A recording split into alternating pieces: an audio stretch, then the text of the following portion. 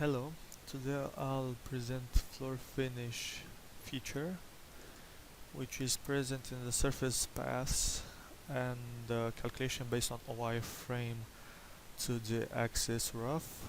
If it's present also the 2.5D, and it can be found in depth step area in advanced.